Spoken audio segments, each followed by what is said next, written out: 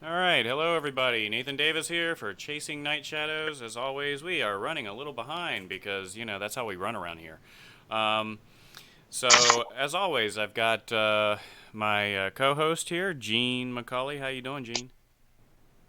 Reckon I'm doing pretty good. Mhm. Oh, God, wow, man, jeez, that's too close. That's too close. Um, and we have with us tonight Chris Allen, who is I think getting some headphones. Got it on mine. Oh Hey yeah, guys, okay. All right. Well, how you doing tonight, Chris? How's everything going with you?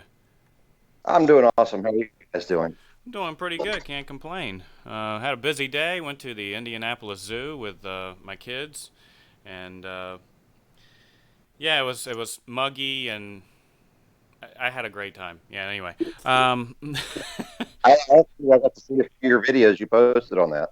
oh, yeah. Thank you. Yeah, I put them on Facebook. That was giving me something to do other than the kids throwing fits because they started getting tired, and it's like, all right, it's time to go. Um, So, so what got you into the whole Bigfoot research, Chris? Well, I'm from Texas. I was born in Texas in County County. That's between San Antonio and Austin. And every year we'd go up to West Virginia to visit my grandmother, my dad's mom, and we'd stop in and just visit for however long we were up here. And on one of our visits, we had seen a large ape sitting in the back of a tree in the neighbor's yard. And it was just sitting there grooming its hair on its arm. It was fairly slender. It was Caucasian, and its hair was like like like a retriever. But anyways, it didn't pay attention to us at all. There's a whole bunch of us in the yard watching it.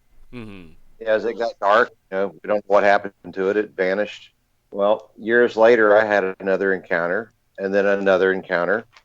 It was like after that, it was just I started looking into this, and this was way back, probably before BRFO ever came out, I'm guessing.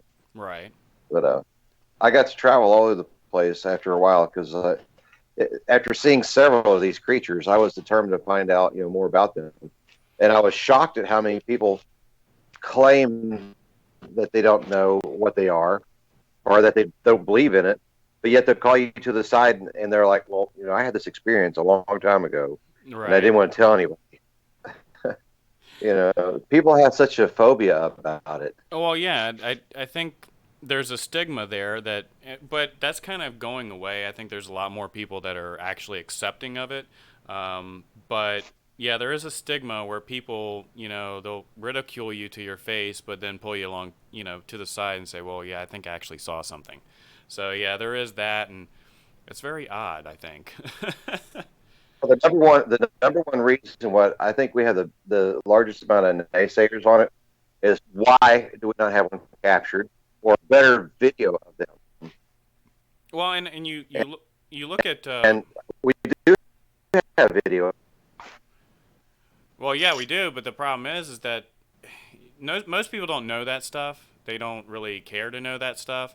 But also, when they sit there and say, well, everybody has their cell phone and they're walking around, yeah, usually their face is in it. They're not holding it up, videotaping stuff. They're actually, taking pictures of themselves, looking at Facebook posts. They're not paying attention to the world around them to capture these things. And most of the time, when you pull up your camera on your phone, it takes several seconds to actually pull the app up and then to start a recording. By that time, usually the sighting's over with. Yeah, I had a friend of mine from Beckley, and she came. She's always teased me for years. She would have called my nickname was Bigfoot, Mm-hmm. and I told her, all right, well, since you're over in the area, let's go on my four wheeler and we'll go on some roads behind my house, old logging roads where I had seen some tracks several times in the past. Mm-hmm. I took her up there to see some tracks, and about that time, one ran right across the road in front of us, and it was a orangutan orange. First time I ever seen one that color, and I had a Canon T5i around my neck that was on. All I had to do was grab it and snap. Mm-hmm. Well, you're driving an ATV 25, 35 miles an hour. So, I mean, you can't just let go of the handlebar and then snap the picture. I mean, there's a little This thing, in 2 steps, it was across the logging road in front of us and over a very steep hill that was probably about 100 foot down. And I don't know where it went from there. I pretty much almost jumped off the four-wheeler, came to a fast stop, jumped off of it, grabbed my camera, and she's back behind me screaming, "What are you doing?" And then that's when reality hit me of what am I doing? Right. I'm going to take a picture of it. Well, Well, uh, that's kind of she like was Patterson. she was so scared she peed on herself. I mean, that's to be that scared, and she's not a cowardly type of person. These things actually scare people so bad that in all my adult life that I've researched Bigfoot, there are some people that were so scared, and they're like a big man or something was brought down, so scared that you just can't tell anybody what you saw because it just frightened you that bad. Well, yeah, and they do have this weird ability to instill fear. I think some of that can be explained through infrasound. There's other elements to it I don't think that explains, but they do have a great ability to intimidate you, not just because of their size and mass, but I think that they also can produce audible sounds or do something that actually affects people. What do you think on that? Well, a guy by the name of Lee Culver. Name sounds familiar. He's a world traveler. He's a well-known Bigfoot researcher and paranormal investigator. I've been on investigations with him before, and also he's been on my radio show I once had, Chris Allen's Worldwide Monster Theater. And this guy actually said one came after him and his buddy.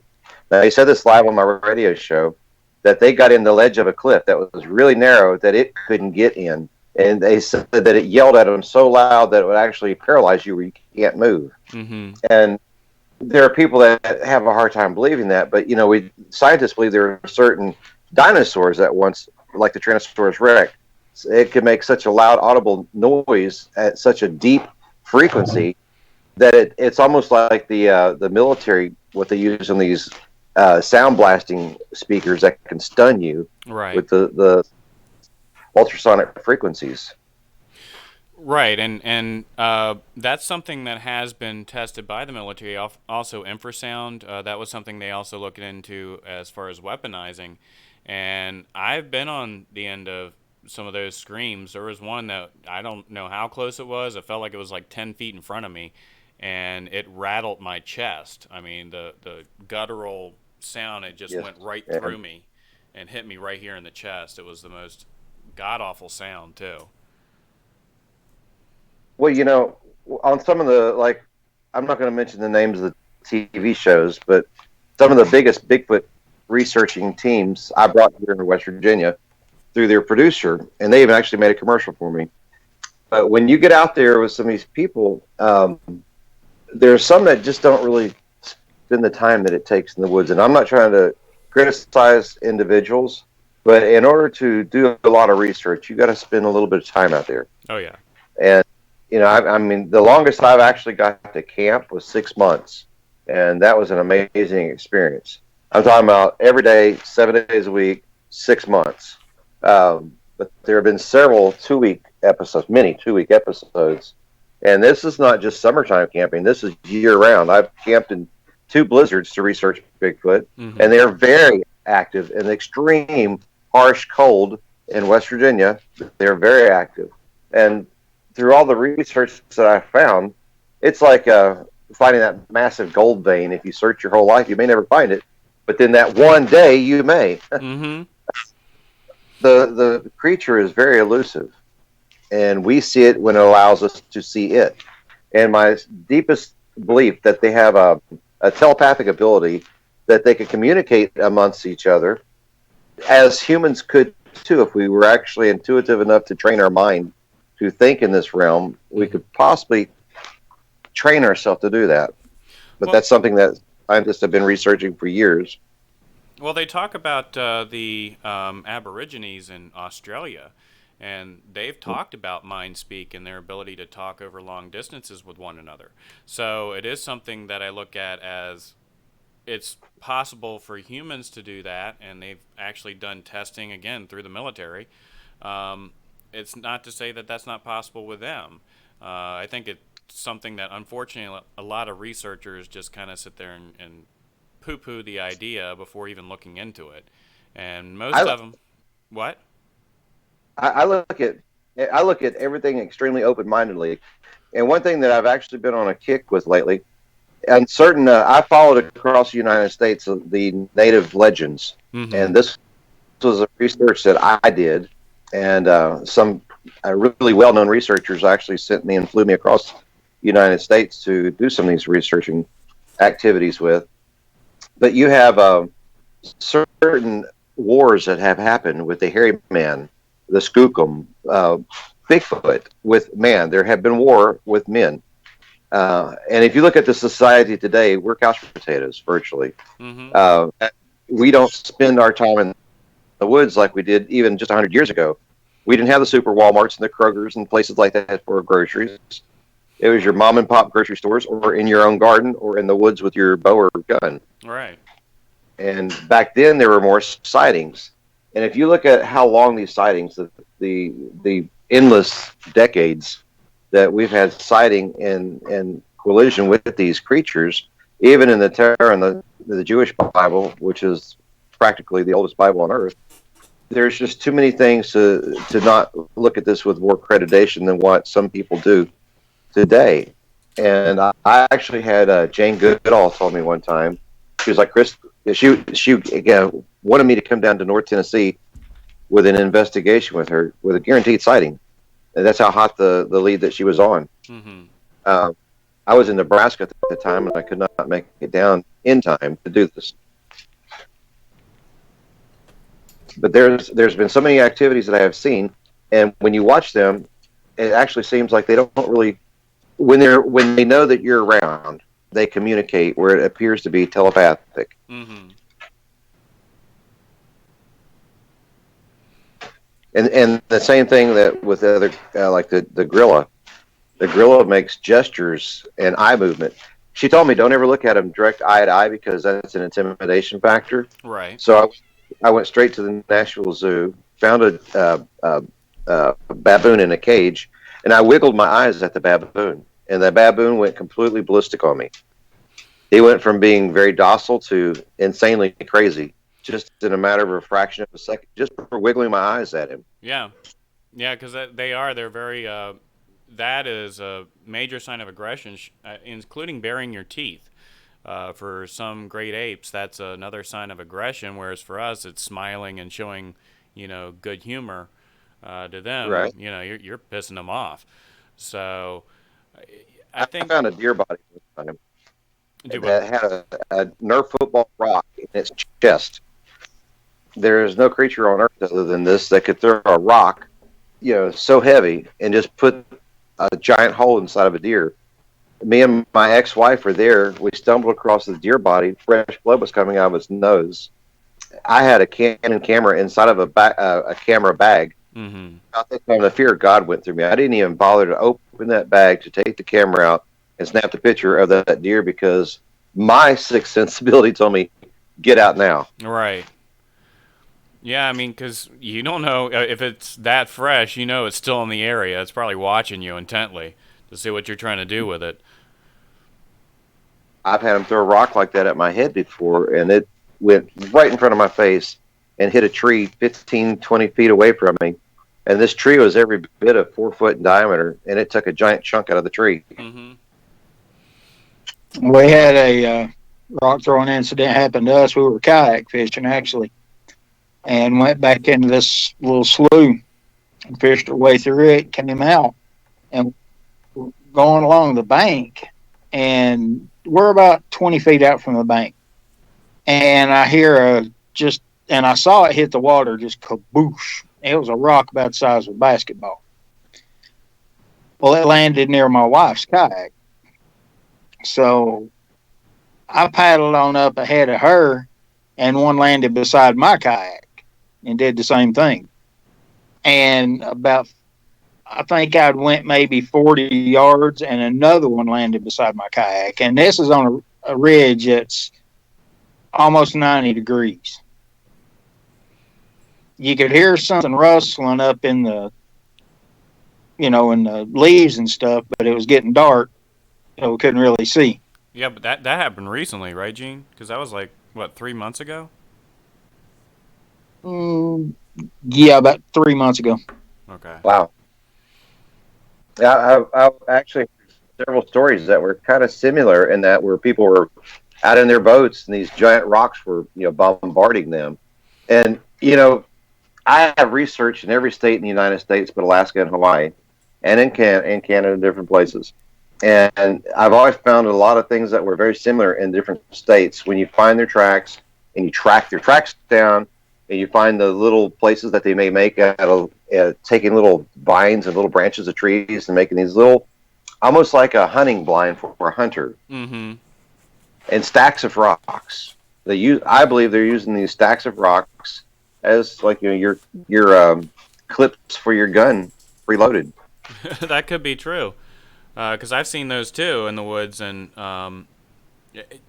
where they're located, you know that somebody didn't go out there and do that. I mean, that had to be something that was native to that area, because they're in remote areas that most people don't venture. That I find this stuff. So again, yeah, that could be a good point that they all they have it all loaded up, ready to go, just waiting for people to tick them off or You pray. know, the word skinwalker. When you listen to like things like skinwalker, Mm-hmm. a lot of the things that are very similar. When I was following the Indian legends, and some of the petrographs that I've actually found inside of a cave, it looked like an alien Bigfoot. It had like a glass bubble over its head. Hmm. Um, I mean, to me, it looked like it was a Bigfoot with a bubble on its head. I Right. mean, but nevertheless, I didn't know what to think about that. But that was kind of odd. That if you could take cuttlefish, if you could take octopus, you could take Jackson chameleons, nulls that could change the pigmentation of their skin. Several other creatures can. I'm not saying a Bigfoot could do that or not, but I looked at everything with complete open minded, and it wasn't until the day I set a wolf free. I had a gray wolf in West Virginia, had the perfect little triangles under its eyes. It was too wild to domesticate. I tried and tried and tried, and it was just impossible. Kind of like Kevin Costner on Dancing with the Wolf, where you can get it to come up and take food out of your hand, but Mm-hmm. that was about it. Nevertheless, I had to let it go, and I took pictures of the woods all the way around me with a high resolution, and you couldn't see it, but you could hear it circling around us. So every once in a while, you'll hear a little twig break or Mm-hmm. something. And when I got back and I enlarged the photos on my laptop, plain as day, right in front of me, there he was in the edge of the woods, perfectly blended in with the woods, standing there. And some years after that, we were hiking on a trail at Cedars of Lebanon in Tennessee, and we had our dogs with us. There's about 4 or 5 of us on a hiking trail there, and we walked right in front and past a coyote, and it stood there just watching us, just like a regular house dog. Right. And then it did a 180 and took off in the weeds and was gone. These things, how they would have the ability to blend in. And so I got this idea years ago, and I've proved this over and over. When you go primitive camping off season, take you some little twigs behind. You look at it like this, like if you were the Bigfoot and you're curious what those people are doing over there in that campsite, where would you spy on them at? And behind those trees that you would pick out yourself, take little twigs and put on the ground there. Just little tiny, easy to step on and break twigs. And then come back a day or two later and look behind those trees, and you'll be amazed. Something will, in my research, many, many times, those twigs will be all crunched up and stepped on. Mm-hmm. Yeah, I mean, they're very curious. They're also really quiet. That's another thing I've noticed. I've seen them, and they don't make any noise whatsoever. And they're walking through thick brush. There's leaf litter, and not a sound is coming from them. That's the most bizarre thing that I find is when you can see them. They're right there, and they're not making a sound. They're moving through all kinds of stuff. There are a lot of creatures that do that. Black bear can stalk you down the same way, and Mm-hmm. mountain lion, jaguar. I was just talking about that today. I had a mother and 3 cubs stalk me, my ex-wife, my oldest son down at Sherwood Lake. and I don't have great hearing, but I heard a little twig snap, and I Mm-hmm. told them. They didn't. Oh, you're just exaggerating. There's nothing over there. Like I'm telling you, on the count of three, let's stop. So we did, and it didn't stop. It made a little crunch sound. We shined our lights, less than 50 feet off the road from where we were at, and there was a mama and her three cubs, had their ears laying back, ready to attack mode. We grabbed some rocks off the side of the road and chunked it at it as hard as we could, and it took off running into the woods. Mm-hmm. Well, I did the stupid thing. I ran into the woods after them with my dog. And I found out through the park rangers a little bit later that was not a very bright thing to do. He explained what they do. They're just like a house cat. They'll Mm-hmm. run off behind a tree and watch you. And then when you're running off out of the woods, they're coming in behind the woods after you. Right. Well, I'm I've been glad. bluffed by a black bear. It's not a fun. It's not a fun experience. He got attacked by a black bear? I got bluff charged. Wow. Well, I'm glad you're both still here. Good God. I mean, I've heard you say this. I've heard you say the opposite about me, but I'll let that one slide. yeah, whatever, Gene. Okay. I guess it's all right that you're still around here. Whatever. Okay. No, Let I'm me glad ask to you have you as something co-host. off. Normally don't ask your guest. What got you into the Bigfoot world? Who, me or Gene? Both of you. Well, for me, I just had a general interest in it ever since I was a kid. And I read everything that there was about Bigfoot, cryptids, paranormal. I just was really fascinated with that kind of stuff. And in 2002, when Ray Wallace passed away and the media was going on about how Bigfoot died, I'm like, I don't think so. And I started looking for a group to join, and I just wanted to mainly prove it to myself that there really was something out there, because I read so much that just disproved the notion that this one man, Ray Wallace, started the whole thing. Um, and ever since then, I've had a slew of encounters, including right in front of me, 10 feet in front of me behind a metal garbage can. That was my most profound sighting. But yeah, I got into it mainly because of a lifelong interest when I was a kid and that kind of stuff. And I just wanted to find out for myself, basically. Gene? Uh, Well, I first got interested in it. I think I was about 7 and saw the Patterson film. And, in the back of my mind, I always wondered, what if? And years went on. I kept looking at anything and everything I could get my hands on. And we moved to, when I first got married, we got our first place. A few little things started happening.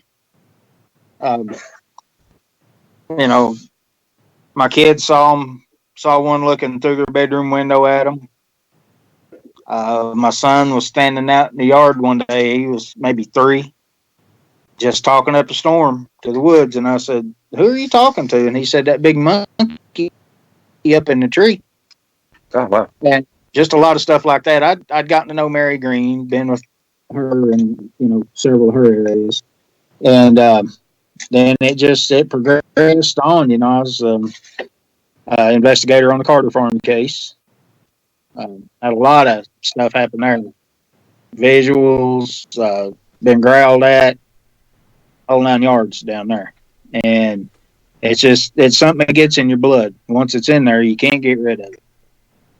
Yeah, that's true. And the people that actually have an encounter with them, it's a lifetime obsession by it. And a lot of people that have encountered them, they'll never do back. For example, I have people that I know that were regular people that would go in the woods looking for ginseng, regular trappers and hunters. And after their encounter, they will not even go back in the woods for ginseng or trapping. Right. And that's years later. I mean, it depends on how it affects you. I've had some encounters that were just like one of the second one that I actually had. It was sitting behind a tree, leaned over and looked at me just like, Harry and the Henderson. It wasn't a bit scared of me, and I, was scared of it though. But I was like just shocked what I'm looking at. And the girl that was walking up the holler with me, I leaned to get her attention to look, and it was not there. So it must have set up behind the tree or something. And I didn't go to the tree to find out if it was sitting up behind the tree because it had like a barrel sized chest. Right. We got out of there pretty quick, but it was my third sighting. Good God, And what was that's that? sound like a growl. Gene, That was My a third. big season that went by. yeah, blame the truck. I think it was the beans. my, No, if it was something else, there'd be dead animals laying all over the place. Yeah, it was my wife's. We had barbecue for lunch. Oh, okay. oh, Oh, Lord. I, And- my hometown in Texas, we love our brisket. oh, yeah. Nice. You know, there you go. Yeah, it really shock you when you see one. I mean, I've had 3 sightings myself. My first one was standing at the kitchen window or at the sink washing my daughter's bottles at the time, and it was coming a real steady rain. And I looked up, and out of the corner of my eye, I saw something big, black, and hairy take off on 2 legs, and it covered 25 yards almost as fast as you could blink. And I went out and looked, and right where it was standing, there was a muddy foot. There was a footprint in the mud, and had fresh mud turned up around the edges. Second one was on the Carter farm.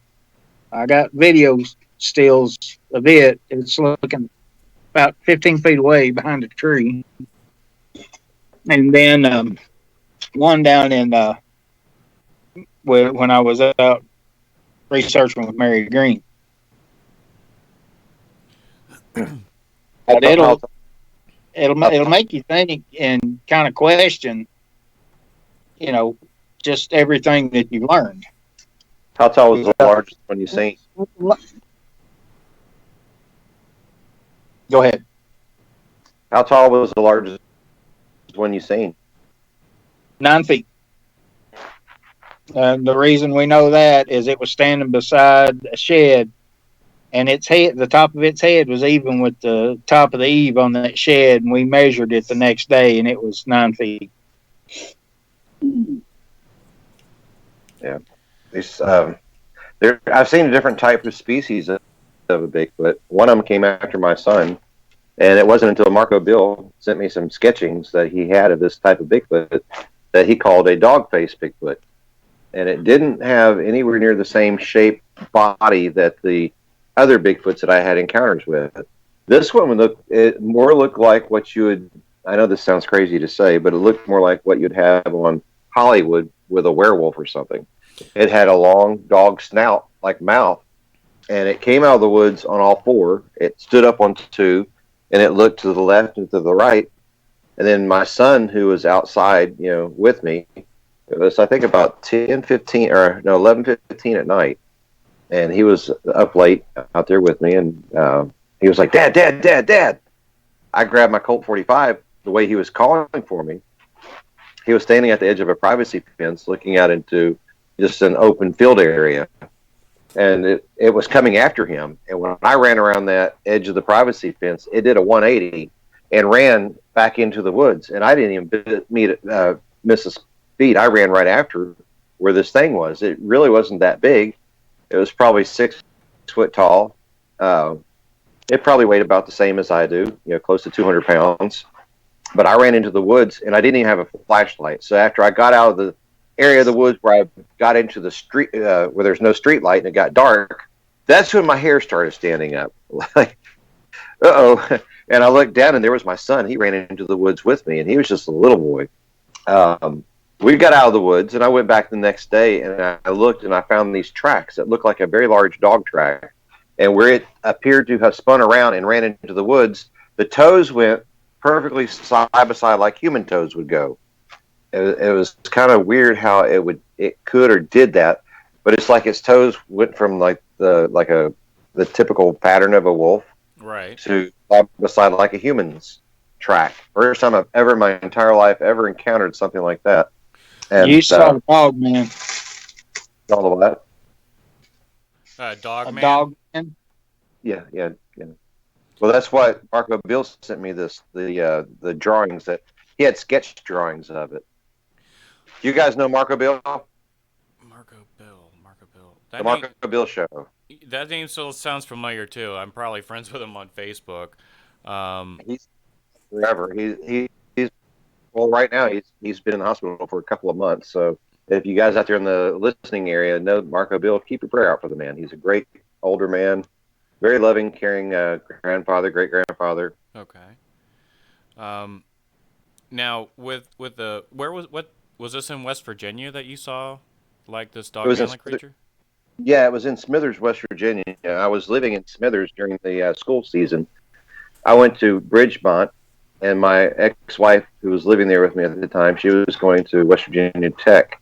We were both in college, so we did, we bought a large RV and parked it at the end of a mobile home lot. And right at the end of our mobile home lot was my RV, and then a big open field that was overgrown along the Kanawha River, which was full of river cane and kudzu vines. Mm-hmm. And in fact, when I started researching that, what I'm talking about, where it ran into the woods, what it did, it ran into the thick river cane. And at nighttime, without a flashlight, it looked like it was just really dense, small sapling trees. It was not. I stepped into the undergrowth, and when you step into that, it's like everything opens up. I'm like walking through tunnels of river cane where there are paths like highways that were going in several different directions for long distances. Mm-hmm. And you couldn't see a cloud or anything above you because the kudzu vines completely smothered everything. And it was a very interesting experience to do that. Wow. Mm. Well, that'd be a great cover area. I mean, with those vines, I mean, they blanket really well, and would provide great cover. You could be 3 foot inside there, and it could be sitting right there watching you walk right by, and you would never know. Exactly. Mm-hmm. All right. Well, we're gonna go ahead and take a really quick break here. We are half an hour in. I'm gonna do a quick. Recording that Audrey Torres, who's a friend of mine on Facebook, she lives in New Mexico. She did a recording of her encounter with a thunderbird that she had, I think, about 10 years ago. So I'm going to go ahead and play that with about 2 minutes or so, and then we'll be right back with Chris Allen to continue with our interview. Give me a second.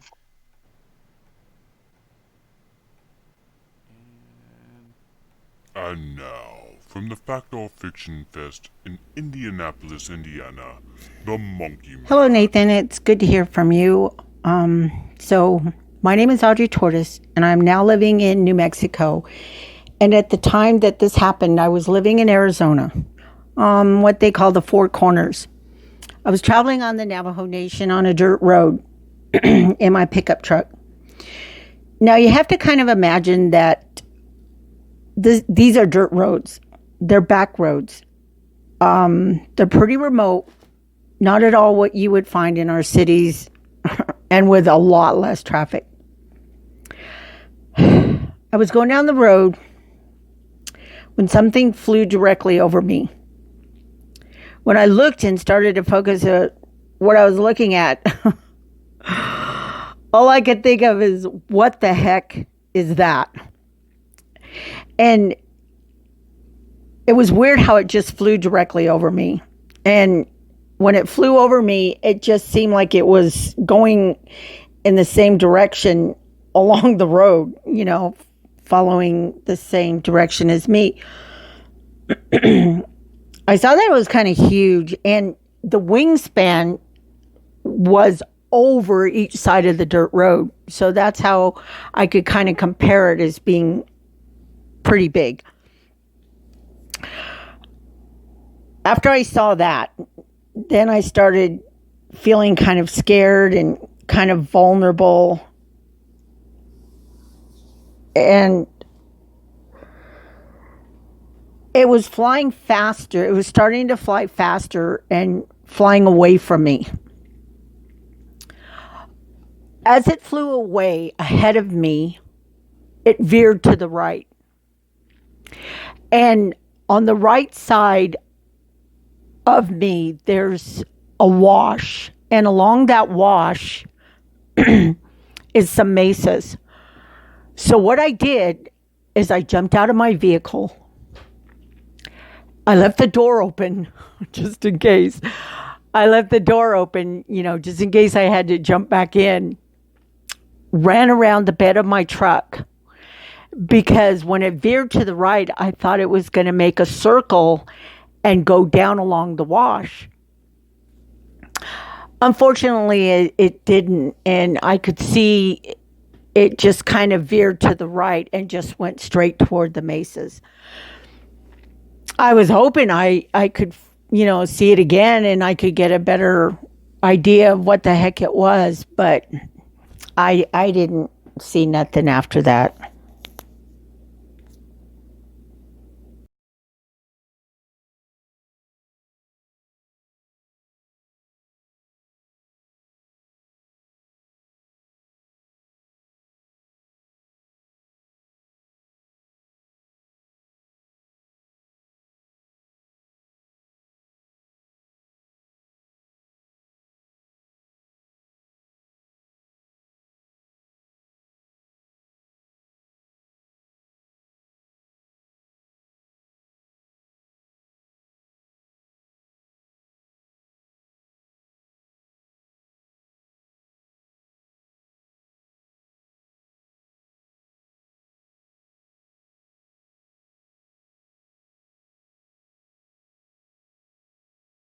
There we go. That was Audrey Torres giving her rendition of seeing a thunderbird when she used to be out at the Navajo reservation. I don't know if she still works out there or not, but yeah, she had an amazing encounter, and she said when she was recording that, she started reliving the events. It was like it was happened yesterday. So. Well, she's a friend of mine. Hi, Audrey. Huh? She's a friend of mine, so I said, hi, Audrey. Yeah. She's a really cool lady. All right, so we were talking about Bigfoot and kind of going off on tangents, which is always fun. I love doing that. You've been going out recently. Have you had any kind of sightings recently with the areas you've gone in? Actually, when I'm going out anymore, I don't go out just for Bigfoot. I go out openly looking for a lot of different things. Mm-hmm. In my immediate area, a lot of the neighbors and a lot of the people that live in the backwoods up here in Cabin Creek, West Virginia area, where I'm currently at, and in fact, I'm going out here in about another hour. I'll be out in the woods looking. But there's a large, what they call a panther, that's lurking around right in the area. And what a lot of people may not really realize, the difference of a panther and a mountain lion. There is a difference in the two. It's not the same cat. One is in a small cat family. The other was in a large cat family. The black panther is a jaguar. Most of the time, it is a jaguar. Now, you do have black mountain lions, but it's a rarity for it to happen. Mm-hmm. But you can have albinos even. So, I mean, it is possible. But 100 years ago inside the United States, every state in the United States had a very large population of jaguar. And this was less than about 120 years ago, actually. They were nearly hunted out of extinction. And scientists actually thought that they were extinct in North America inside the United States. That is not so. But they also thought the same thing as the cougar as well on the eastern United States is extinct. I even have the book from one of the college professors that claim that they are extinct on the East Coast. I hate to go against a fellow professor, but they are not extinct. I've seen many of them. There's been 5 cougar sightings reported here in East Tennessee this year. Yeah, I worked at East Tennessee this year. I left early in the year, so I spent a lot of time all around the Knoxville, Sevierville area, and I've camped a lot up from Clingman Dome, all around Clingman Dome, which, by the way, is bear mecca, capital of the world. Yes, it is. When they tell you, do not leave food in your car, people, do not leave food in your car because you will come back. There will be no windows in your car, Yep. and your car will be completely ransacked. Yeah, when they get in there, the one thing they love is the glue and the adhesives in the seat. and they'll sit there and tear all your seats up in your car. Yes, yes, they will. I've witnessed this firsthand. I've actually got to track a bear down one time, almost 5 miles, and I've lost it several times. Where I lost it, and I'd pick it up back on the trail, and you'd see where it'd leave its scat, where it'd rip up a log, eat grubs here and there, remove some bark on a tree. You're following and understanding and seeing the signature of this bear, what it did throughout the entire day. Mm-hmm. And it walked around the lake where it was on a beach area, off seasons, or it would not have went this way. There's a swimming beach, and it like massages toes into the sand, like it's getting ready, like a professional track athlete is getting ready to run. How you're getting your feet ready for that, takeoff moment. Right. It took off. It took off into a bunch of deer, and the deers went completely every direction, even out into the water, which is where he caught the baby deer at. He killed the baby deer and drug it up to the edge of the woods and ate a good chunk of it. I don't know how much he ate, but there's evidence of where it ate it. It drug it off. You can see the hoof marks where it drug it off, and right there is where it was consumed. Then I'm assuming that the other creatures from the woods came in and ate the bones, the bone marrows, everything right down to nothing but the hair on the ground. Mm-hmm.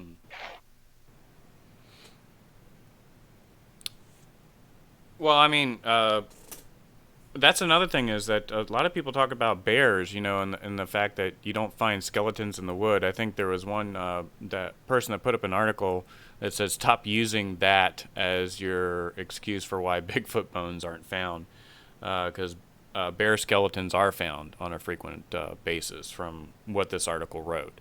Have you ever found any bear skeletons in your roamings? I have never found bear skeletons, but I did find a petrified bear claw. And somebody actually broke into my house back in Nashville, and they stole my rifle collection, and they stole my fossil collection. Like, why would you steal a fossil collection? I mean, I'd understand rifles, but come on, people. Hey.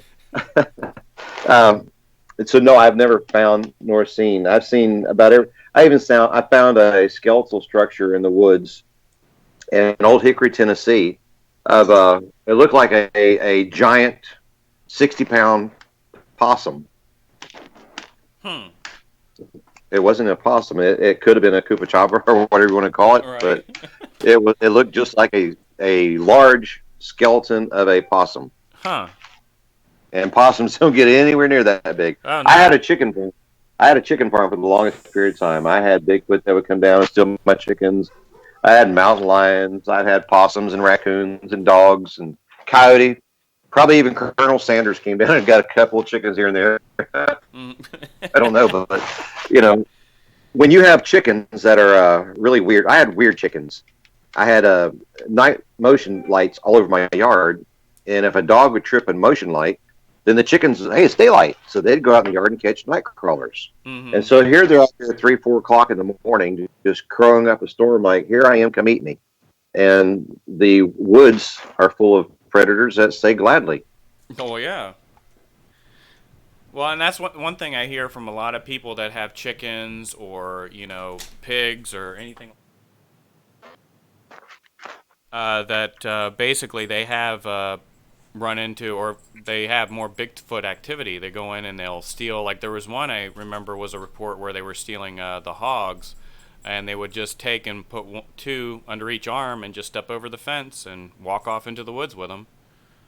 Yeah. So yeah. I mean, I never had them take more than two at a time. I've never had. It's not like they're coming there taking and killing them all and taking off with whatever they can kill. It was always just one or two here and there, and I never minded it. I mean, take all you want. I didn't want chickens in the first place. When I was married to my ex-wife, she had this bright idea of getting a few chickens, and she bought a bunch of chickens that came in the mail.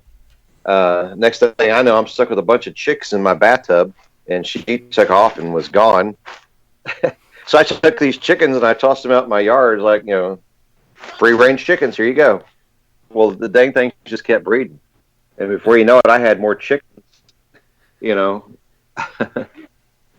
So I didn't care if the animals came and took what they wanted or what have you, but they were doing you a favor. Bigfoot would come down, They would slam their hand in the side of my wall. They'd wake up a dead person, and then they were gone just like that. I've got on Facebook. You can see all the tracks I have on Facebook. They would come all the way from off the mountain straight down. My backyard is almost the size of a football field, and they would come all the way down to my house. And the it wasn't like how me or you would walk. I don't know how you walk, but it wasn't how the average man would walk. Their feet strides were much longer, but their steps were flawlessly straight. You could almost put a straight edge between the steps that these things were walking. One step into each other step that was perfectly straight.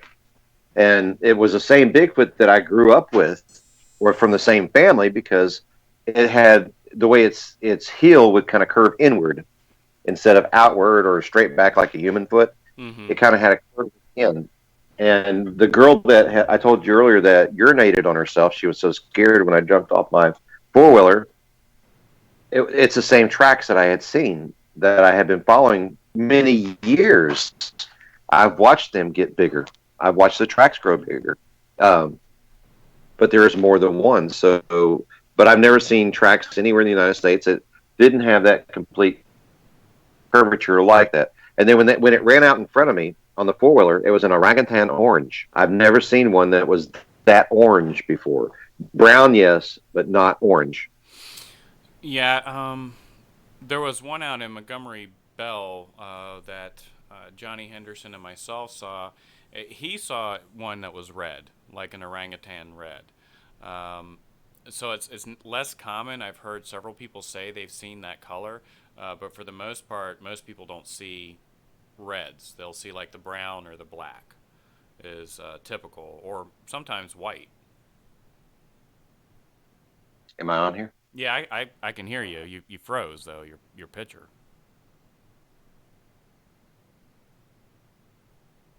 There you go.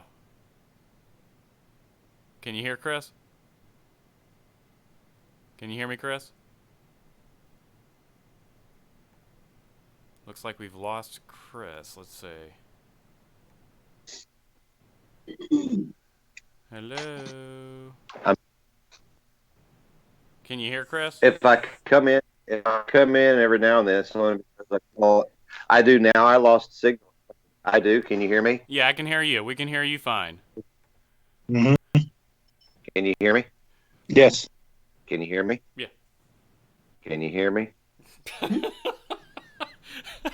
you hear me? Yeah, we can hear you, Chris. I don't know. Can I'll yell louder. Can I'm you hear here. me? Can you hear me? Can you hear me? Hold on. Let me check my settings here. Gene, can you hear me? Yes, I can hear you and Chris. Okay. Yeah, I'm showing the microphone's picking up. It faded out for a little bit, but that's kind of a nature of the expected. beast. Yeah, But you can hear now? I hear you fine. Okay. And we did radio. When I had my radio show for 11 years.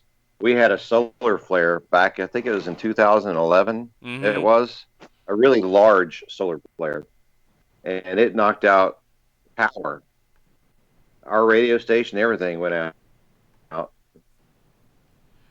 Well, Gene, can you hear? Yes. Okay, good. All right. Yeah, I don't think we had a solar flare, but definitely something's going on with the Skype connection. I can hear you guys, and you're being picked up visually. I don't think I can get you now. Let me work on that. Gene and Chris, I'll give you a topic. Bigfoot, discuss. We're talking about my ex-wife. Yeah, it's kind of funny you went there because I was going to say my ex-wife's aunt. We might be related. Oh my God. I'm staying out of that one. I'm happily married for 12 years. Want to stay that way, so I'm not going to make any kind of reference like that. You asked me a while ago. You asked me a while ago about my latest discoveries and things. When I go out looking for Bigfoot anymore, I keep an open mind to look for other things as well, because I've seen so many things by keeping my mind open. And Right. what I mean by that, I was in Texas one time, and I seen a snake at Canyon Lake that was just double the size that I've ever seen in any zoo. Mm-hmm. There were a bunch of us that were out there, and we seen it. You know, the largest snake in captivity was a reticulated python at 33 feet. This thing was a monster-sized snake. His head was the size of the teenage kids that were throwing rocks at it. Um, you could not convince me a snake would ever be that big had I not seen it with my own eyes. Right. You know, and then you got people seeing like the Mothman and Jersey Devil. Uh, I'm not to say that it's not the same thing. I mean, who's to say a Jersey Devil and a Mothman is not the same thing? Right. Or if it's not even a form of a Bigfoot, you know, I just really don't know anymore. Until we actually have these things captured or, you know, shot down and killed or however it falls apart, we're just really not going to know. And then what I do know is a lot of our researchers have sent in DNA samples to never be heard for again Yeah. or come back with a non-conclusive DNA. And so a lot of my fellow researchers have certain individuals that they send them to, and it comes back completely different than what the government wants to tell you. Um, and I know when my ex-wife, she worked for the forestry system, and the man that was in charge told me directly that they're not allowed to talk about whatever they see because the forest system makes billions of dollars a year, and they're not allowed to do anything that could harm their income. Mm-hmm. They're not going to scare the hunters and the fishermen and the campers and all the things that you sell at the campgrounds, the firewood and the concessions, etc. Well, and So that's the thing is when you talk to a number of these rangers and things of that nature, they actually will regale you with some of the things they've experienced. But for the most part, they're told to shut up about it, not make light of their existence.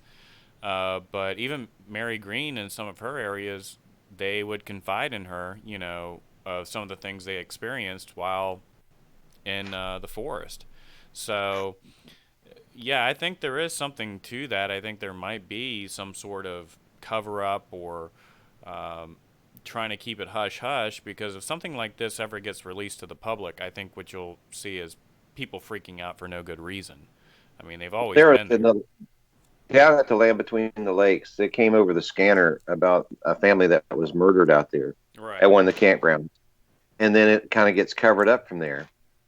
And when you talk to the people and you have them as guests on your radio show, you know, they'll sit there and they'll tell you complete different than what you heard and where it was left off at. You Mm-hmm. know, like this one man that was camping down there said that something came in his campground and his dog was scared to death, and all of a sudden he heard it, and they seen it. They went inside the RV, and their dog got ripped in half. I mean, completely ripped the dog's body, German Shepherd, in half. Mm-hmm. You know, and when you encounter these things and actually see physically how large they are to you, and I started mentioning this earlier, and I got sidetracked. I'm bad about that, guys. That's okay. When I was talking about the TV shows earlier in the beginning of our interview tonight, Mm-hmm. I've been out with some of the largest TV shows out there that I've actually taken them to location, and they made documentaries on this. And one of the situations where we were at, the Bigfoots that were out there, they didn't want to go out in the woods looking for them. They wanted to have like a just well, I don't want to say any more than that because it'll let you know which show I'm talking about. But we didn't spend time in the woods. But when they first came out there, one of the guys that's on the TV show, he thought he saw a Bigfoot out in the woods, and we all saw it. It was peeking around the trees watching us. I told the man to get his camera out because I'm going after it, Mm-hmm. and I did. And what it was a 10-point deer coming at me, and he was filming this deer coming at me that could have actually turned out bad. Right. Luckily, the deer hit a 190 and ran off the opposite direction or whatever, but it wasn't no Bigfoot. Now, a lot of times I've actually tracked what I'm thinking I'm tracking a Bigfoot until you get the perfect track and you find out it's a bear walking in its own track. Mm-hmm. And you have to look really careful because when you're looking in the loose leaf, it's almost impossible to tell. But when you get into the sandy areas and you can see a claw, then you know it's not a Bigfoot. Or because when you take a hind foot and step into a front foot, it looks like a human track with a mid tarsal ridge. Mm-hmm. Well, and sorry, I think we lost Gene. I'm trying to reconnect with him on Skype here. Give me 1 second. Just to answer a question, a lot of people here where I'm at right now in West Virginia have complained about internet connection today was really bad for some reason. Really? Yeah. Well, It's not. well, It's a lot of people that. Well, you go into some areas that your connection kind of breaks up when you're doing Facebook Live too. So I know Yeah. out in West Virginia, because I passed through there numerous times, that yeah, it has bad cell service in a lot of areas, which it can't be helped. I mean, the mountains are a natural barricade to cell signal. So Exactly. yeah. Now I've had that were telling me recently it's new technology of your own. You could buy a booster that will boost your own cell technology that's portable. Mm-hmm. It'll give you your own Wi-Fi, and you can go in areas that you have no cell phone service at all and use this device and normally get cell phone service. I haven't purchased one yet, and I haven't researched it yet because I only found this out a few days ago, maybe a week ago. Yeah, they a lot of RVers use that, especially ones that go out into the Midwest, because there's certain areas out there that are out west, because there's certain areas where it's really spotty, so they do need some kind of Oh yeah, booster, and that might help in West Virginia too. So, yeah, yeah. but This is true. it's a beautiful state. I love going there. I mean, they've got some amazing waterfalls. I just love the scenery. I mean, it's a really pretty state. Well, it's a very poverty-stricken state, Oh God, but yes. it's other than the poverty-stricken. And now I'm a professional recording artist. I had many hit songs on the charts and everything. I traveled, I've been everywhere. Hmm. I can't tell you where I haven't been. I've been so many places, but with traveling with my music, it gives me a lot of time to venture off. And Right. I was telling you earlier where my publicist, Randy Moon, in Pelham, Alabama, booked me up at the Dallas Civic Center. I'm performing at the world's largest truck show, which had about 500,000 people. And I did it every year for many years, Hmm. both Louisville and Dallas Civic Center. And the reason they would book me, we even had George Strait and Toby Keith complain. It's like, why is Chris Allen getting full page ads, stories, and we're only getting a 3 by 5? Hmm. It's like, oh, Chris Allen's a truck driver too, so and this is a trucking show. Well, Right. Randy booked me up 2 weeks at the wrong date. He got the wrong date on there and had me going out to the Dallas Civic Center. Well, I could stay in a hotel for 2 weeks, but we were only planning on being there overnight and have our dogs with us. 2 days actually, and it ended up it's not a lot of hotels in Dallas to let you take your dog, so we went camping Hmm. and we found it was an hour east of Dallas before we could find the first campground that had shade trees, and it was Lake Twankany. And I started talking to a lot of locals out there too about their sightings, and that area had a large amount of sightings. And I didn't get to spend more than 2 weeks out there, but I didn't have any luck on finding anything out there. But I did spend a lot of time talking to the locals out there, and there are a lot of people in that area that actually had a lot of encounters. So that's one place I want to actually go back and check into. And as I mentioned, when I go looking for Bigfoot, I keep my mind open to observe other things. Right. And I mentioned this before on several radio shows before. If you go, for example, I went to Reelfoot Lake on a bald eagle to find bald eagles. It was on one of their largest migratory flight areas, and I couldn't find anything. And so I told the person with me, let's go on a bald eagle tour and find out what we can. And after we did that, they trained us where to find them at. And after that, we had no problem finding it. Hmm. Well, that's a problem too, looking for the needle in the haystack. If you're looking for the wrong thing, you're not going to find it. If Right. you go out with your mind open and have an idea what you're looking for, like, for example, the scat on the ground, the markings on the trees that are woven together, the stacked rocks, the sounds or it might not make, Hmm. and keep an open eye on your environment. But most of all, listen to your sixth sense wherever you're at. And if it says should be here, don't. Right. If you can get out of it, don't be there. I mean, it could be very dangerous on you in certain situations because it's not like Harry and the Henderson, as I was jokingly earlier stating.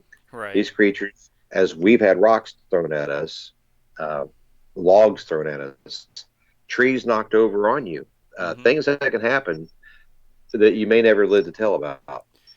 No, and I'm the same way. I do if I start feeling like very uncomfortable, like my presence is not welcome, I leave. And hey, something might happen, but it could be something that I might not survive, and I don't want to find out. My Your life. father, your children. Yeah, exactly. So you have to consider your own well-being and what this means if you're going out there. Of course, before I had kids, I was a little bit more brazen and Yeah. would put myself in more harmful situations, wait longer just to see what would happen. But after I had kids, that kind of went away. It was like, yeah, I don't think I want to take this risk. I think we should go. Um, It, wisdom sets in with yes, it age too. does. But I mean, I agree. I Yeah. mean, when you go out into the woods, you can't go out there with preconceived notions. And I've told everybody, I don't believe there's experts in the Bigfoot field. I don't think that anybody could have that moniker uh, legitimately. I think there's a lot of people that give themselves that moniker, but I don't think it's one that. It's Go the ahead. same thing in the paranormal world. I mean, in a lot of situations, there's only room for one chief, but there's not. Right. We we are here to learn, and when it comes to the fact that we are the expert and everybody learns from us, then we're the ones that still need to learn the most Mm-hmm. because we don't have one in captivity to know these questions or all the answers. And until we're to that point, like how the human body was studied for, you know, countless years, many surgeries and experiments to find out how to do things, you Right. know, I often thought, the human Homo sapien is supposed to be the king of animals, but are we really? In our world, we have mortgage, we have car payments, we have divorces. Right. Do they have this in their world? Right. I mean, maybe their world is much more simple than ours, and maybe that's where ours needs to be a little bit more simple. Well, I agree. I mean, I think unfortunately, technology is great, but I've seen a lot of harm from it. And like I mentioned earlier, you see a lot more people with their face in their phone, and they're not Yeah, enjoying the world around them. I mean, I've seen people hiking down trails. I mean, it's the middle of fall, beautiful colors, and they're still just looking at their phone. And I'm like, look at the world around you. I mean, look at the amazing, thing going on around you. These trees are the leaves are changing, they're turning these vibrant colors and you're just stuck in this little box. I And was in Korea in 2016. I was in Korea, and everybody seemed like they were glued on their phones. mhm. Everybody. Mhm. I mean, rarely do you see somebody that wasn't. I went to the Philippines, and you could find somebody in the jungle deep in Philippines up a coconut tree on their phone on Facebook. I mean, it's like anywhere you go, it's like, my God. I mean, I have been everywhere, and it seems like it's all you see. There's no more social, and it's called a social site, but Mhm. it's not social anymore. We're not on there talking about Bigfoot or talking about our expeditions. We're on there arguing about who's the president or who's going to be or what Christian religion are you or you aren't. Right. Uh, it's not me and my son fishing anymore. Well, and So that's another problem with social media, and I know we're getting off on a tangent here, but it's created so much divisiveness, and it kind of the Bigfoot community kind of prepared me for that because the divisiveness in the Bigfoot community is palpable. I mean, the infighting that I've seen over the years is just it's sad. People are fighting over the most mundane things and differences of opinion, and it gets violent. I mean, they really get, like, very well, agitated. the only reason I veered off of the track of that was because it was just to point out the simplicity of these creatures. They're Hmm. very docile in their own domain. Right. Like you said earlier, they're not out there like coming to humans and attacking humans that we know of. Hmm.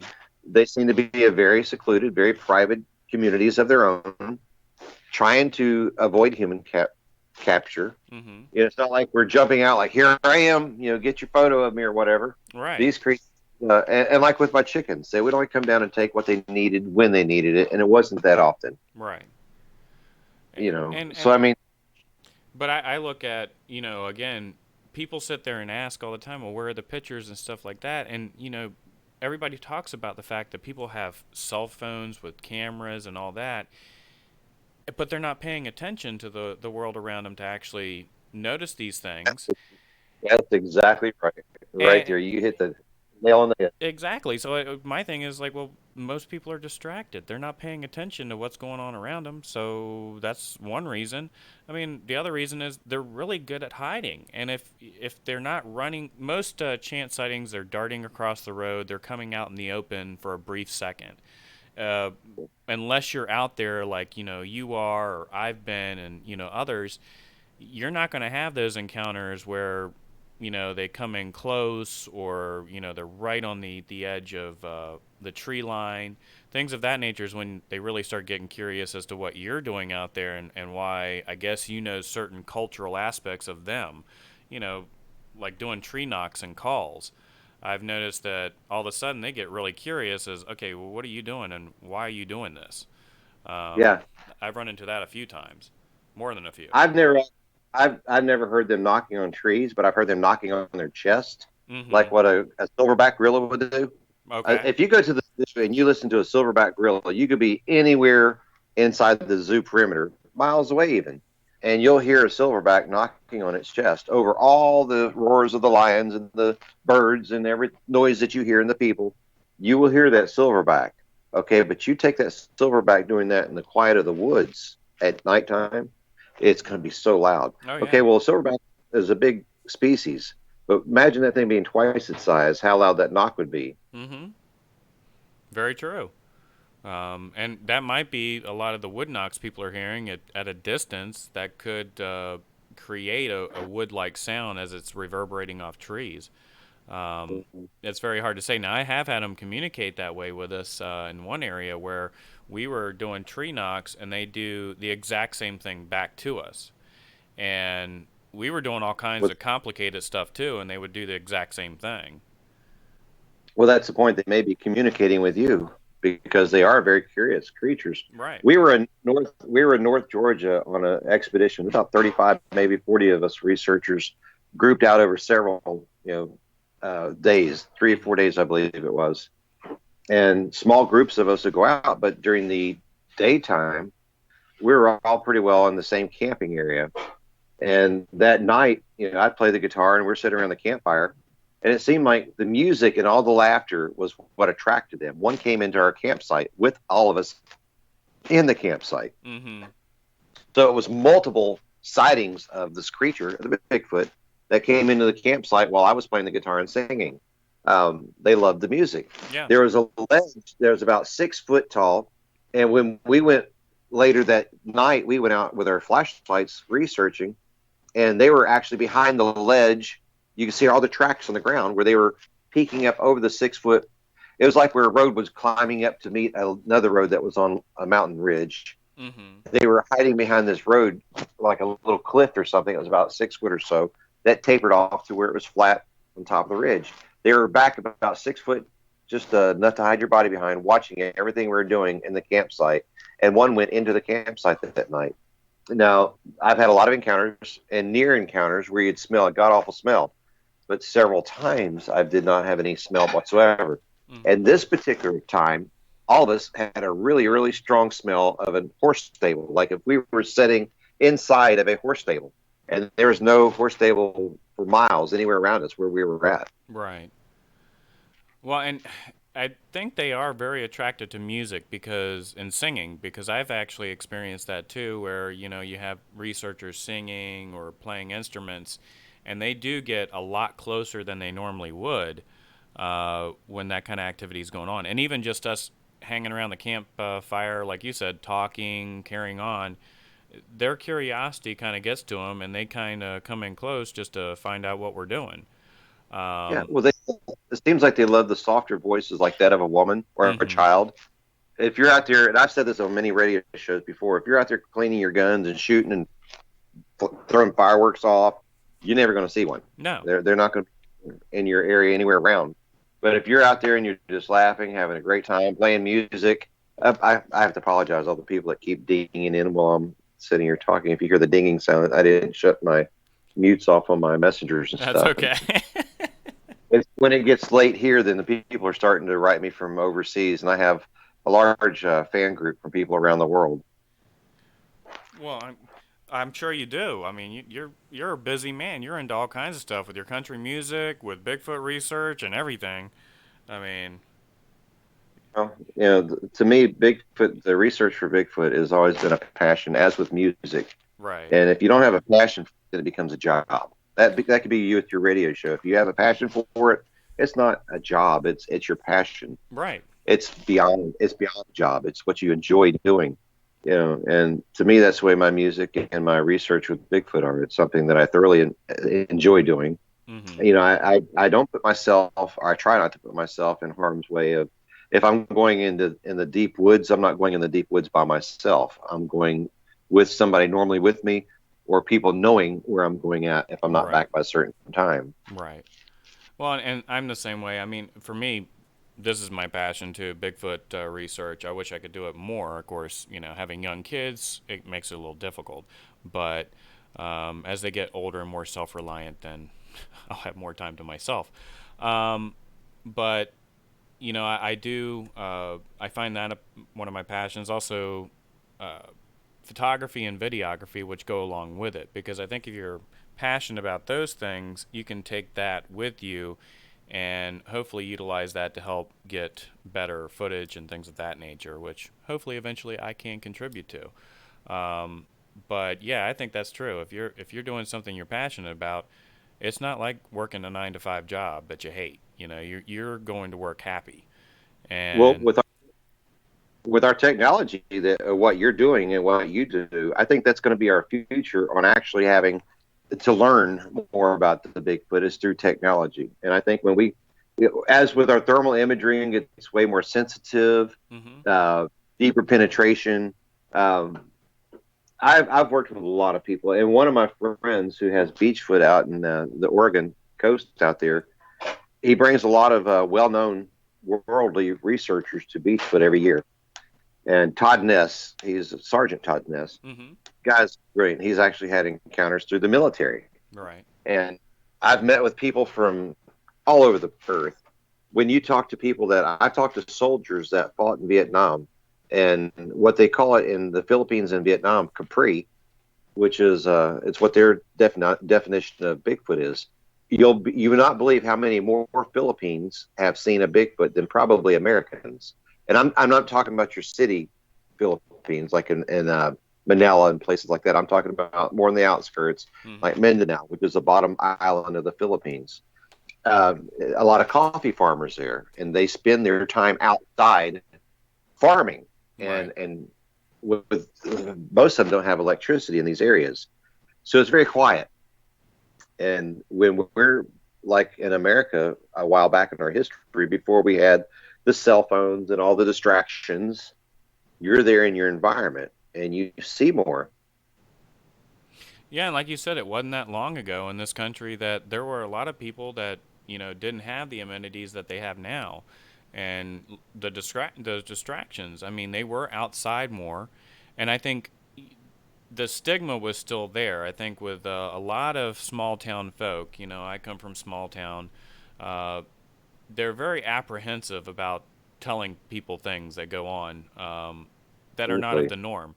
They're very guarded. And so you kind of have to build their trust to actually get them to actually talk about these things they've experienced.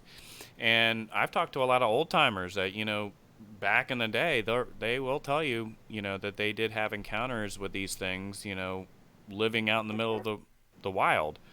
And I think it's a lot because they didn't have the distractions and they were outside a lot more than modern people. This is true. And when I went out doing the native legend, and you would talk to people like the tribal leaders and people that their stories are all the same. And I mean, it may be a different name from Skookum to Hairy Man, hmm but you hear these stories that go down from generations of their encounters. And one of them that I thought was really interesting, in North in New Mexico, there was a war that happened between the cliff dwelling Indian group that was out there I have a train going by now making all this noise, so I hope you can still hear me. Yes, I But can hear you. they had a war with the Bigfoot out there, and they came into their cliffs, and they were both carnivorous, and they fought each other, they killed each other, and you're listening to all these stories. That's just one of the many tribes that I've got to research on, and there's so many more things out there besides the Bigfoot. A lot of them have connections where they've actually had encounters with extraterrestrial, large giant snakes that come from inside the earth, deep in the earth, um, right down to what you might call the Mothman or the Jersey Devil. And you also had the skinwalkers, which was, believed, wasn't that shamans that had were using dark magic basically? Yes. Well, there's several cultures that did the dark magic, and it's still today. It's being performed in certain regions, most regions of Africa. Mm-hmm. I was on tour with one of my songs that I wrote, a spiritual rap song. Yeah, I know everyone thinks I'm strictly country or rock. I do genre. I do all styles of music, and I wrote a song that made #1 on the USA charts many years ago called "Why Have They Taken God Away?" Mm-hmm. And ACT, which is the largest church in America, they put me on a tour going up and down and all around, performing at truck stops, and that left you a lot of time too, where you can go out and research here and there on Bigfoot. And that was quite interesting, or what have you. But you get to see so many different cultures in America and different people and hear their stories. And there's nothing that I enjoyed more than going through rural America and doing these things. Well, and rural America is, I think, it's a dying thing around in this country. I mean, rural America, it's kind of dying out. It is. I see it around here in Indiana. I saw it in Virginia too. It was just, you see civilization kind of encroaching, and it kind of bleeds out into the country populace. I mean, they are adapting to the modern age, and unfortunately, I think we're going to lose something, that was strictly Americana when that happens. Yeah. Yeah. Well, I mean, industrial age takes over in the darkest corners. So It's very, when we were traveling up and down this, we built a church. I raised the money to build a church in Sierra Leone, Africa. And when we put the money together, we built a truckers chapel over there. And then I got to help build one later, which I didn't go over there. I just fundraised over here. But we had people that came over to meet with us, and they were talking about voodoo and hoodoo in certain areas in the United States and in Africa, that it's widely practiced over there. Mm-hmm. Well, and I even Johnny Henderson and a few others had talked about granny witches and witchcraft that was performed within Appalachia, and I don't know exactly what that entailed and if they could go into the same type of thing as like a skinwalker where they could transform, if anything like that was possible. But they did. He talked about curses and things of that nature that they would inflict upon people. So, yeah, there's some stuff out there that I don't know much about. I don't know if there's a lot of legitimacy to it, but it's very fascinating, and there are people that still really strictly believe in it. Even in Jamaica, where my wife is from, they have like voodoo doctors. They're called Obia or Abia. And again, she brought it up. If you believe in it, then all of a sudden they can have effects on you. So Yeah. kind of glad I was don't. engaged to a girl from South America, and when she moved into Miami, and I brought her up to West Virginia to stay with me for a while, and she had a real strict rule to move in my house, there would be no mirrors. I'm like, what?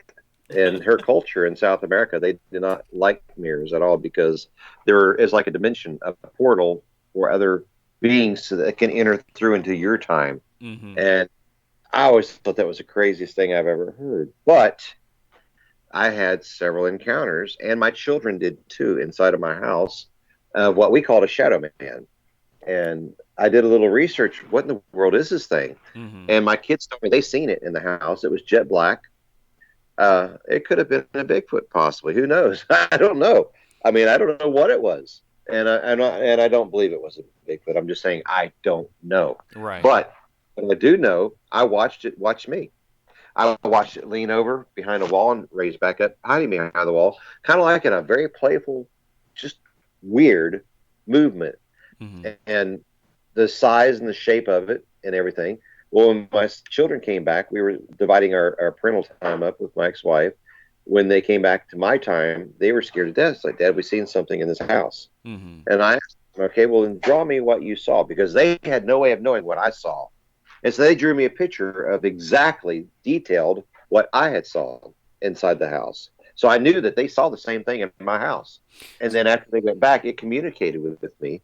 It was like it was talking to me telepathically and told me that they were sent here to observe certain people, and I was one of the ones that was here to be observed. Whatever Mm-hmm. that meant, I I don't know. I mean, right there, you can call me insane, crazy, whatever you want, because I don't have an explanation for what happened. I've seen your Facebook profile, Chris. So yeah, I already know. Anyway, um, but no, like with the shadow beings, did this thing look like a figure of a human, or did it have a different? Yeah, well, I mean, if you look at even a Bigfoot standing upright from a distance, it could have a figure of a human in its True, own self. true. I've seen a Gigantopithecus blackie stand straight up. In fact, you can go to YouTube and look at a video called Manitoba Bigfoot, and you'll see exactly what I've seen, three of them. And they have, from a distance, standing there, not moving, it would look like a giant black shadowed creature of Right. some sort, a shadow figure, whatever you want to call it. But this wasn't that big. It was about 6 foot tall, slender. It was very slender. And Mm-hmm. that was one of the terms that I was told. It was called Slender Man. Well, this was slender. It was tall. It was almost like a rectangle shape, more so than a figure of a human shape. I mean, it had similarities of a human. Mm-hmm. But what my children drew in that picture, which I knew they saw what I seen. Some of these kids would wear their hair like greased up on a point on top of their head, and it Mm-hmm. kind of curves over one way, maybe a little bit. Kind of like how a baby's hair might go up at a point in the Right. center, like a Hershey kiss. Right. Well, that's how its head was. It had like a Hershey kiss. Now, it was all black. You couldn't see eyeballs. You couldn't see a mouth. You just seen a solid, blacker than black silhouette of something that just took its body, half of its body, and leaned around my wall and looked at me and set back up and leaned behind my wall and went straight back up several times. And it scared me to death. I got out of the house. I left for the house for a while. Mm-hmm. And I came back and I left all the lights on when I left. I came back and I was kind of scared to be inside my house because I didn't know what I had seen. And of course, what's the first thing we do when we get in that with our modern technology? We go through the internet and search, what did I just encounter? What is this? Right. And that's when I went to people that were authors of books that had researched this. And those are what we would call the experts, even though they probably don't have one as a pet. Mm-hmm. But as close to an expert as what we would know. Mm-hmm. They've researched enough people that saw this to find out. And most people came back saying this was something that they believed it to be evil. I had zero evil experience with it. In fact, when it made that communication with me, I told it I didn't care if it did observe me as long as it didn't harm me or my family. Mm-hmm. But that night when I went to sleep, I felt like I don't know if I had a heart attack or what, but I couldn't even. I was so much in pain I couldn't scream. Mm-hmm. And when I woke up, I couldn't throw the football with my kids. It was like my shoulders hurt really bad in my shoulders. Like if I felt like it had its hands reaching inside of my chest, feeling my insides, and they were going all the way up inside my cavity to where my shoulders are at. Well, Uh, that's I've heard other people, describe that, especially with night terror or something of that nature, where they feel like they're being constricted or they're having something push on their chest or sit on their chest, like this weight that all of a sudden just comes upon them and they can't move.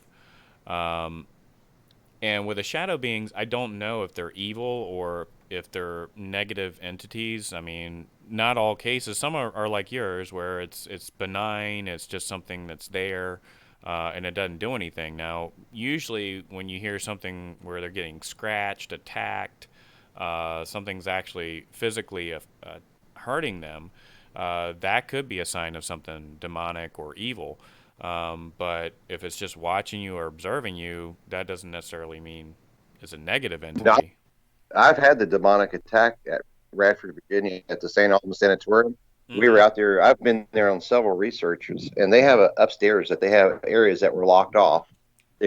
Were afraid to let people in these areas because they said there's just too many things that's happened to people in there, and they Right. had a couple of rooms locked off in there. So I'm peeking through the keyhole, and I'm hearing something going on inside this closed off room, and I didn't see anything in there. And I put my ear up to the keyhole to hear anything inside that room. And also, and there's a bunch of people filming this around me, so this is all documented. The whole side of my face, down to my throat, just started. It felt like somebody just poured hot gas on me. It was like inflamed, sunburned red. Wow. That's weird. Yeah. But I mean, if they locked the rooms off, that means that there might be something there that can have a profound effect on humans, even through a keyhole. That's weird, though. Well, I had like whatever it was had communicated with me somehow to me that there was a little child that was in this house. Now I'm talking about the St. Albans Sanitarium Mm-hmm. in Radford, Virginia. Okay. There was a little kid that was in there that the mother sent. There's like a little stair. It's not a staircase. It's like a little hole in the wall.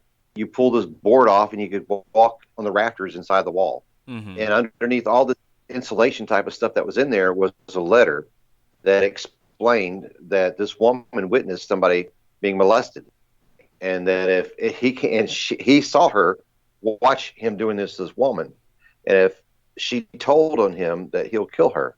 And so, for her own protection, she wrote down her encounter, what she saw, in a letter, and it was too. It was an adult would have a hard time getting back in there, so she sent her son back in there to bury this letter that was back inside there. And later on, she herself was murdered inside there. He held her head under the bathtub and murdered the mother of the child. Mm-hmm. Now, this I was told. And I told that to people, and they look at you like, "Alrighty," you know. Well, I mean, that's the thing about certain areas and places. If they have a really horrific history, I think it imprints something on that place. And then it could have negative impacts on people. You're walking into, I guess, like an energy vortex, basically, where enough negativity has happened that it's just left a massive imprint, basically. Mm-hmm. Well, the same location. They said Johnny Cash was there for a while. That they had him in there for his drinking, Mm-hmm. and so we went down to a room that had a clavicle in there, and they wanted me to play my guitar. So I started playing some Johnny Cash songs live on video camera. And while they're filming me, you could just start seeing your breath come out, where it started like a when it's cold outside, your air Right. would come out in like fog. Right. It started getting really cold in this room. Now this was the last day that we were there. We were all getting ready to leave, and you can see the breath coming on me. It was like it just started dropping really, really, really cold in there when I started playing some Johnny Cash songs. That's kind of creepy. But then It was again, pretty. Johnny Cash could have been listening to you. So. Hey, may have been. I had the hardest time believing in certain things until I've encountered them. Mm-hmm. And so when I go out looking for Bigfoot, I keep an open mind. I observe everything I can observe, and I'm not so negative anymore when I go, oh, this don't happen, or it can't happen. When I went to Nashville, if I went to Nashville and was like, I'm never going to be a recording artist, there's just too much competition. Well, I already lost. Right. So you don't go there like that. You go there like, I could do my best is all I could do. I'm going to give it my all, my very best, because I love what I do. Right. And that shines brighter than everything, because that's what got me picked up and heard. Mm-hmm. I just happened to be at the right place at the right time, and I wrote the right song. I got to play in front of 29 million people in 32 countries live just weeks after I wrote a song called Why Have They Taken God Away? And shortly after that, Faith Hill went on the top 3. I had number 4 and number 7 on the world top 100 on the country charts, and several other genres that we crossed over in. And that was shortly after that happened. My album was taken off. We were getting a major label deal, and then I was attacked by what they called a domestic terrorist who broke 7 bones in my face. When this happened, I mean, he crushed my left sinus 90%. I lost my record label that I was getting signed on at Curb Records. Everything just went straight downhill through my divorce. So yeah, now I need to write a country song about it and get back on the charts. There you go.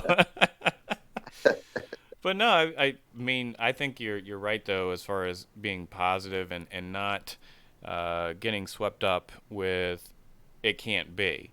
I think a lot of researchers kind of put up walls prematurely by saying, well, that can't be possible. Really, you don't know. And if I've seen a lot of people that stuff starts happening to them the longer they're in this, and then all of a sudden they start having a more of an open mind to the possibility of other things because, well, what they didn't think they would experience, they did. And these are people that were strictly flesh and blood. They were mainstream. These were people that they didn't believe any of the outside, what they call woo-woo stuff until it happened to them.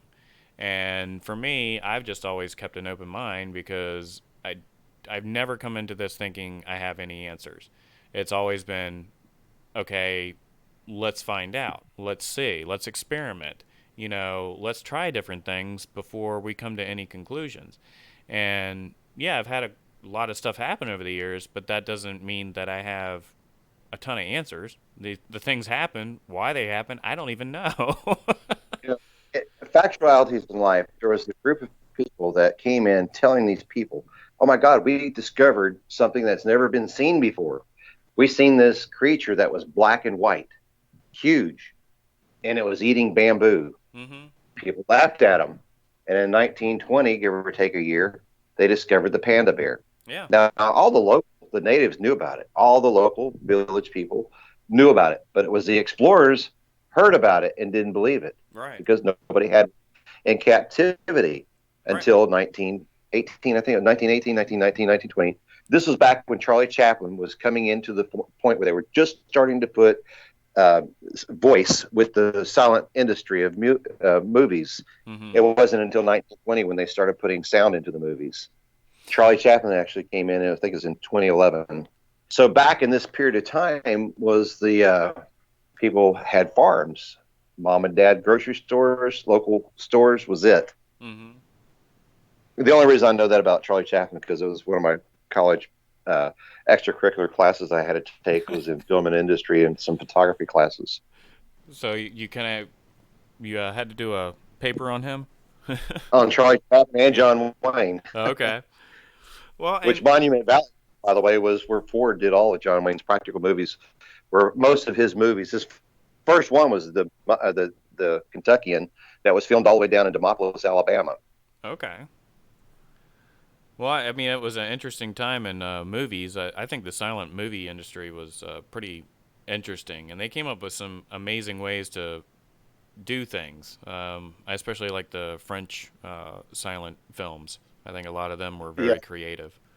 I like the Chinese ones where they move their mouth and then the sound comes out a little bit later. Yeah.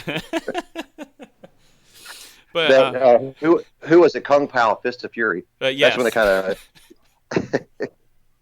He had a lot of fun with that.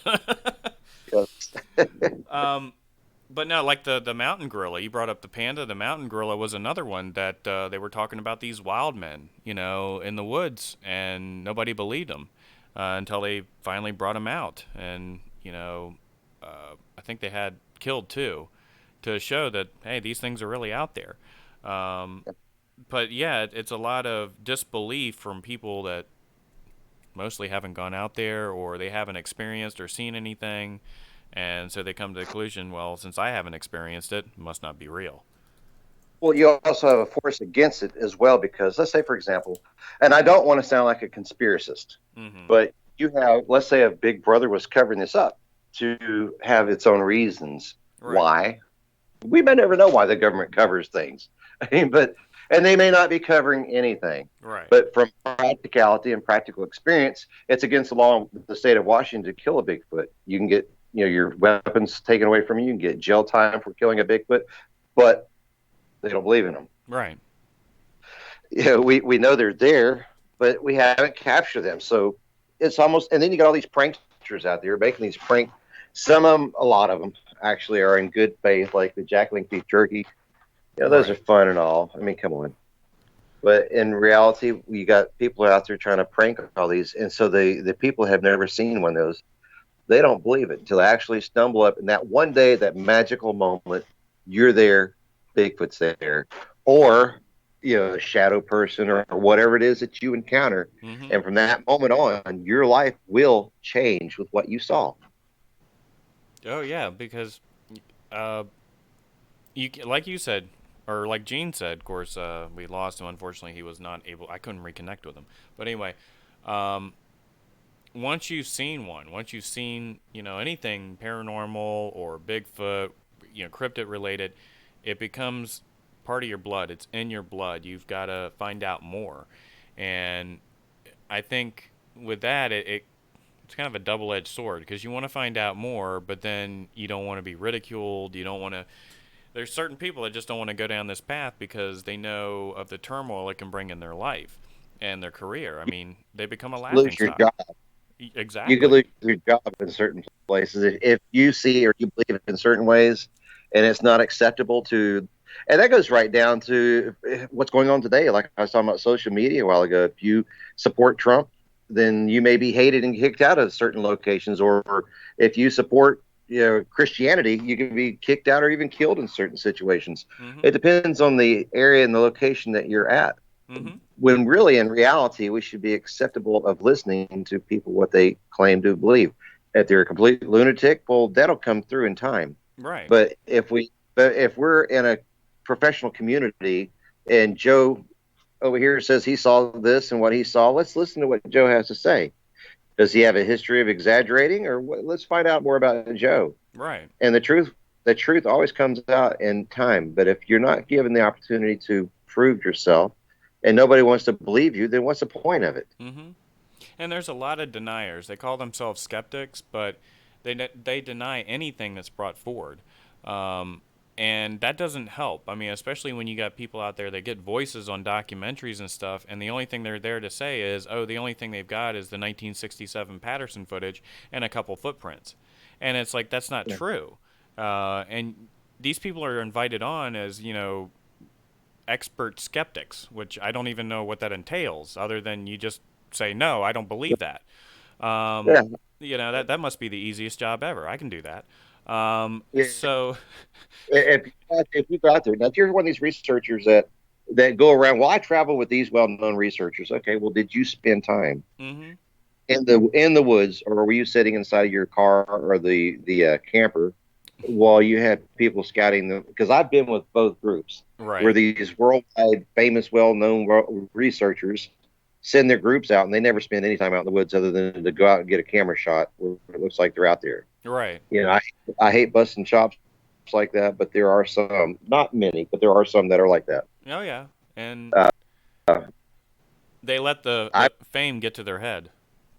Exactly. I've traveled around the United States with people like this. They pay for my airplane flights and everything to go around the United States with these people that I can tell you firsthand. I know what I'm talking about, Mm-hmm. but I'm not going to sit there and badmouth and name call because it's not my job to do. My job is to show the evidence that I could show and to teach what I've learned or to be taught what you've learned. Right, and my thing is again, like you said, those people will weed themselves out eventually, and once people see their behavior, you know, it's going to come out that hey, they're not who they portray themselves to be, and yeah, just going out there and speaking the truth, telling people what you know, showing people what you've got, is what we need. And I think really getting away from the infighting is another thing. I get tired of people bashing one another, and I I see know. a number of people doing that, and it's just like, what do you have to gain one of from? the biggest one of the biggest bashed people out there, and I'll tell you his name. I don't have any shame in it. I've traveled all across the United States with one of the researchers by the name of Thomas Oh yeah, Viscardi, and yeah. and he did the CNN thing where he had the frozen Bigfoot that was inside that chest freezer. Oh yeah, I yeah. watched I watched him cry to me in a hotel up in Pennsylvania on a research. I'll tell you what, that man right there could out hike somebody 20 years old. He's a serious trotter out in the woods. I hike a lot, and this man's hard to keep up with, and he's much older than I am. Mm-hmm. Now he's a salesman. He's a promoter. That's what he's going to talk and boast a lot. I Right. don't hold that against him. That's just the nature of the beast. But the man is actually a very good researcher at what he does. He's better than some of the biggest names on TV. And a lot of researchers I work with, that's taboo. They're like, oh, we can't even mention his name because of CNN, what happened Mm-hmm. back then. What he explained to me in a tear-filled eye, he was like, Chris, listen, buddy, we had some people. One was a police officer, a correction officer, and I don't remember what the third one was, contacted us and had a Bigfoot in a freezer. We got there, and one of his scientist researchers that was with him is a very good friend of mine, and I would trust him with my life. I'm not talking about Thomas. I'm talking about one of his scientist researchers that traveled with him. Mm-hmm. And I'll keep him quiet in this, but he's good as gold. Right. Never, and he was told that he had to part his ways with this person, or else he would be blackballed in the industry because Thomas got a like a Johnny Cash rep for a while because of that. Mm-hmm. And he was like, we actually bought $50,000. My investor gave me $50,000 to buy that, and we sold tickets to cover our flights and everything to get there. And we found out it was a hoax, but we did not know that. And he said how we did not know that because you trust a police officer, you would think. You would trust somebody with the credentials that they were buying this from. Mm-hmm. If an officer that said, look, we've got a body of a Bigfoot, you're going to believe him. He's a public servant. Well, yeah. But the one thing is that with Rick Dyer, who was a part of all that, now I can forgive Tom Biscardi. I mean, because that came out and he didn't know these people. But then again, Rick Dyer came out in 2012 right. and again tried to pull the same crap. Well, they actually, their scientists told me, we did, Chris, we took that freezer. We had heaters and propane heaters. Oop, did I lose you?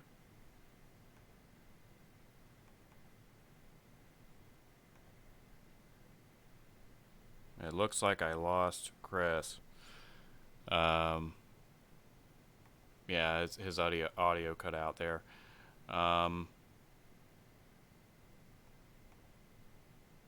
Give me 1 second here. I'm trying to see if I can get him back.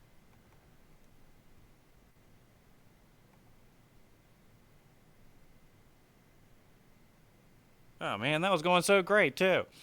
All right, well it looks like we lost Chris. Oh. No, I'm here. It was coming in and out. It was like, oh no. So I'm not sure what you were saying. All right. Well, I heard you. You were talking about they had heaters around the freezer, and then all of a sudden you cut out. Yes, they said that we spent 3 days trying to defrost. He said, why would they take this body of a Bigfoot, fill it all the way up with ice, and freeze it solid? And they did. They said the freezer was all the way to the top, a solid block of ice. He said, we went in there, we were chiseling the ice out. We had the room so hot that you're just sweating. It's so hot inside this room. He said 3 days later, it barely made a dent inside that chest freezer. Mm-hmm. And they were demanding, they want their money now because they had other buyers wanting that to buy it. If you don't give us the money, then we got people wanting to buy it right now. And so they said, all right, here's what we're going to do. We're going to drill down into the body and take a DNA sample. And they did. They had enamel from the tooth area, and they had like pig intestines and things when they got in the belly area. Mm-hmm. Now, he said, we assumed maybe that's what it had eaten or something or whatever. So since we did have DNA of something that was of a living form, but it wasn't showing up through DNA that it was a Bigfoot, we gave him the money, and that's when we sold tickets, brought everybody in to do this live. And now you got to remember the nature of the beast. The person is a salesperson. Right. And because the person is a smooth, fast talker, that destroyed his reputation in the field. And I don't care what people think. I'm just telling you my personal opinion. That person, I've traveled across the United States with him. I've seen the good and the bad, but he is a very good researcher. I have to tell you that. Well, and I think he's rubbed some people the wrong way just because of how he comes across. I mean, I will say that of course. He is a pretty brazen person. But for me, he's a salesperson. But for me, I don't have as much of an issue with him as I do with the researchers in 2012 that got behind Rick Dyer again and said, oh, this time he's being honest. And for me, they look foolish because he has already come out as a known hoaxer. And here you're believing a known hoaxer. I mean, right from the get-go, you should question everything he's presenting to you. And there was a lot of them that didn't do that. Yep. That goes with anybody in any career. If you come out and I did not have sexual relationships with Monica Lewinsky. Well, what about the other ones? Right. I'm not going to believe it anymore after that one point. And same thing with a Bigfoot researcher or a paranormal researcher. You got to be careful and diligent on what you're doing and what you're saying. And if you are trying to get your ratings up and you bring somebody in with a fake casting or a fake story, it's not going to make you look good. And No. that's what I did on my radio show. I would go out, if you can convince me, thoroughly convince me what you saw was to the best of your ability to believe it was real and you had some type of evidence, Mm-hmm. then I put you on my radio show and we'd go from there. And I've actually had people on my show that were very convincing, only to find out they were so full of it. Right. And it just, that comes with the territory of this paranormal, anything in this area. You're going to have those people that are going to leech off of that, hoping to get maybe a little bit of fame or just to make fun of the whole thing. And Yep. if you know what to look for, you can weed that out pretty carefully. But there are those that do their research, for whatever reason, they're trying to get over on a mass of people.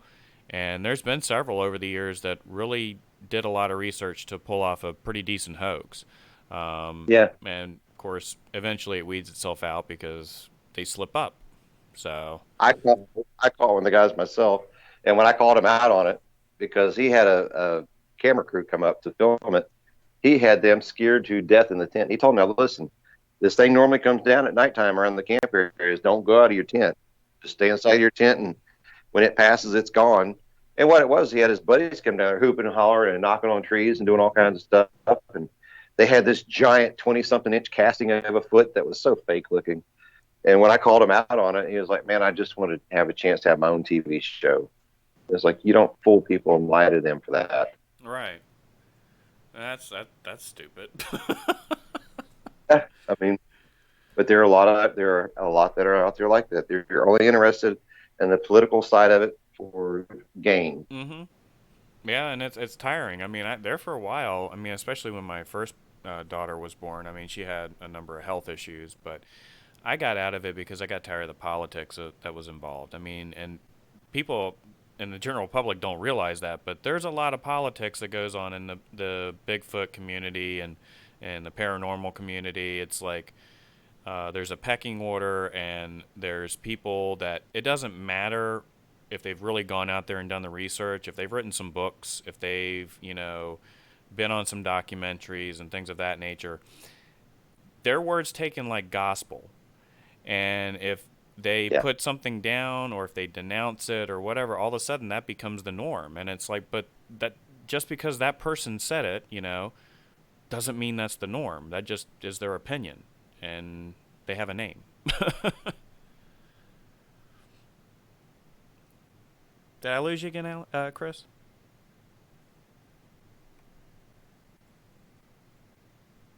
I think I lost Chris again. All right. Well, Exactly. there we go. All right, we got you back. Okay, I lost you But again. you could take a person that has no experts in what is it? You cut out again. Yeah, you cut out for a second. You're back again. Can you hear me now? I'm here. I'm going in and out of internet service. Okay. Well, I think we're gonna go ahead You and there? end it there because we're getting close to 9 o'clock, and I know you're getting ready to go out there, right? Uh, Here in the area of West Virginia today, there's been a lot of people complaining about the internet service. Well, it's definitely there's definitely I something hear going you. on. Yes. It might be the Mountain Mama. Yes, I'll be leaving here just a little bit. All right. All right. Well, I'm going to go ahead and end it here since we are running into some audio issues and It might be the mountain. yeah, there's some major delays going on right now. So, Chris, I'm going to end it here. I want to thank you for coming on tonight. I really do appreciate it. I know you have a busy schedule, and I hope you have some stuff happen to you tonight. Not too scary, but I hope you have something happen. Well, listen, for the listeners out there, if you'd like to get in touch with me for some subjects that we're talking about, you can find me on Facebook. under Chris Allen and Southern Thunder, and it's KRISALLEN.